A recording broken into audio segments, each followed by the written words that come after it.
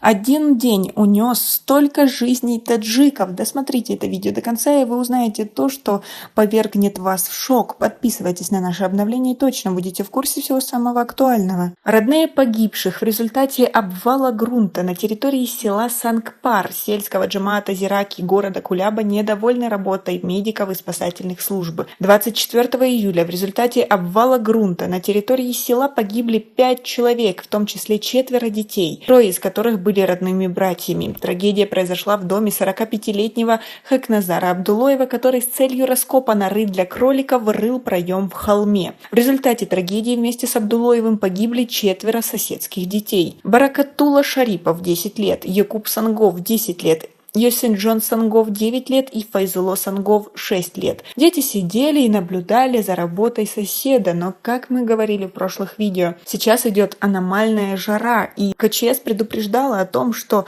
работать с грунтом достаточно опасно, вероятны оползни. Да и стихии, бушующие в других районах Таджикистана, говорят о том, что, наверное, не стоило мужчине заниматься этим делом. А как вы думаете, есть ли в этой ситуации виновные? Свои ответы напишите нам, пожалуйста, в комментарии. Зульфия Шарифова, которая потеряла в результате несчастного случая 3 детей, говорит, что детям можно было бы помочь, если бы скорая помощь и спасатели местного управления комитета по чрезвычайным ситуациям и гражданской обороне Таджикистана приехали вовремя к месту трагедии. Когда мы вытащили детей из-под завала грунта, они еще были живы. Скорая помощь не приехала. Детей мы сами отвезли в больницу, но было уже поздно, плачет женщина. Бахтиер, брат погибшего Хакназара Абдулоева, говорит, что машины скорой помощи не могут вовремя приехать в село из-за плохого состояния дорог. В кишлаке Сангпар сельского джамаата Зираки города Куляб проживает около 300 семей. Как вы относитесь к работе медиков у нас в стране? Свои ответы напишите нам, пожалуйста, в комментарии. А под данным пресс-центра КЧС, за минувшие сутки в водоемах страны утонули 5 подростков. Самому старшему едва исполнилось 18 лет. Трагические случаи зафиксированы в районе Шахринав, Рашт, Дангара, Кубадион Хатлонской области и на территории города Пиджикент Сагдийской области. Утонувшие были 2004, 2006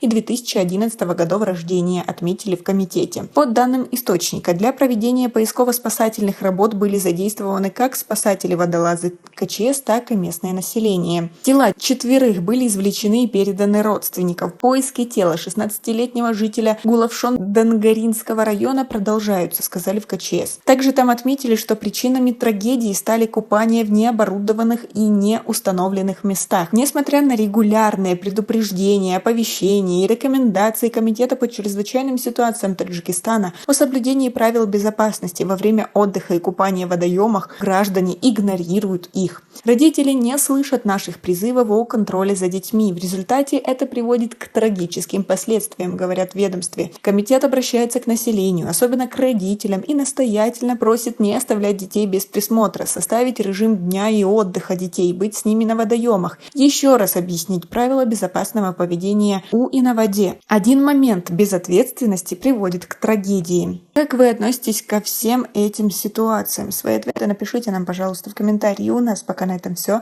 Оцените наше видео подпиской и лайком. До скорой встречи.